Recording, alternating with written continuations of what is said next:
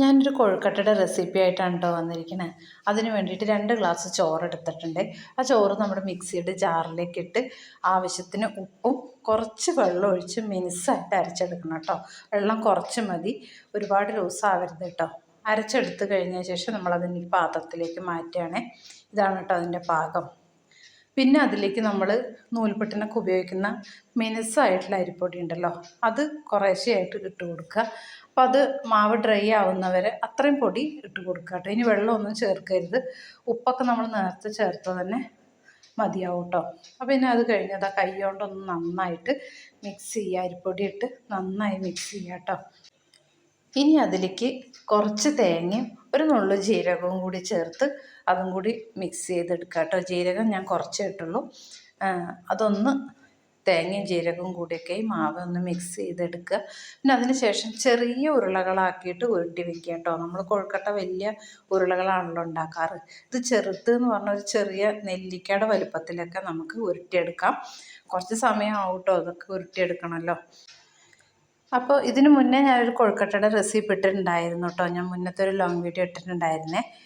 പിന്നെ ഇത് എൻ്റെ ഏടത്തിയമ്മ പറഞ്ഞു തന്ന റെസിപ്പിയാണ് കേട്ടോ. ഞാനിത് ആദ്യമായിട്ടാണ് ട്രൈ ചെയ്യണതും കഴിക്കണതും ഒക്കെ. അപ്പോൾ ഇതാ എല്ലാ ഉരുളകളാക്കി കഴിഞ്ഞു. ഇതാണ് കേട്ടോ അതിൻ്റെ പാകം.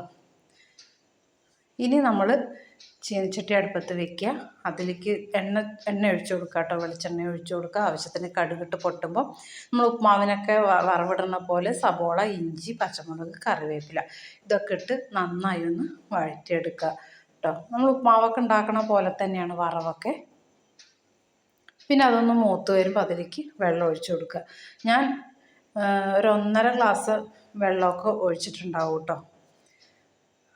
ഈ ഗ്ലാസ്സിനാണ് ഒരു 1.5 ഗ്ലാസ് വെള്ളമൊക്കെ ഞാൻ ഒഴിച്ചിട്ടുണ്ടാവും. വെള്ളം ഒരുപാട് ഒഴിക്കരുത്. പിന്നെ അത് നന്നായി ഒന്ന് തിളച്ച് വരുമ്പോൾ നമ്മൾ ഉരുട്ടി വെച്ച കൊഴുക്കട്ട ഉണ്ടല്ലോ, അത് ഈ വെള്ളത്തിലേക്ക് ഇട്ട് കൊടുക്കുക കേട്ടോ. ഇങ്ങനെ ഇത്ര വെള്ളം മതി കേട്ടോ. പിന്നെ അത് ഇടയ്ക്കൊന്ന് ഇളക്കി കൊടുക്കുക. ഫ്ലെയിം മീഡിയത്തിൽ ഇട്ട് വെക്കുക കേട്ടോ. പിന്നെ തിളച്ച് വരും. അപ്പോൾ നമ്മൾ ഇടയ്ക്കിടയ്ക്ക് ഒന്ന് ഇങ്ങനെ മറിച്ചിട്ട് ഇളക്കി കൊടുത്തുകൊണ്ടേ ഇരിക്കണം കേട്ടോ. അപ്പോൾ ഈ വെള്ളം അങ്ങനെ വറ്റി വന്ന് ഡ്രൈ ആവും. ഒന്നും കൂടി ഡ്രൈ ആവും കേട്ടോ. അപ്പോൾ ഈ പാകത്തിനായി. ഇനി ഒന്നും കൂടി ഡ്രൈ ആയിക്കഴിഞ്ഞാൽ നമ്മുടെ കൊഴുക്കട്ട റെഡി ആയിട്ടുണ്ട്. അപ്പോൾ ഇതുവരെ ഇത് ഉണ്ടാക്കാത്തവരുണ്ടെങ്കിൽ ഒന്ന് ഉണ്ടാക്കി നോക്കൂ. എന്നിട്ട് അഭിപ്രായമൊക്കെ കമൻറ്റിലൂടെ പറയണം കേട്ടോ. അപ്പോൾ എൻ്റെ വീഡിയോ ഇഷ്ടപ്പെട്ടു എന്ന് വിചാരിക്കുന്നു. എല്ലാവരും സപ്പോർട്ട് ചെയ്യുക, സബ്സ്ക്രൈബ് ചെയ്യുക. അടുത്ത വീഡിയോ ആയിട്ട് വീണ്ടും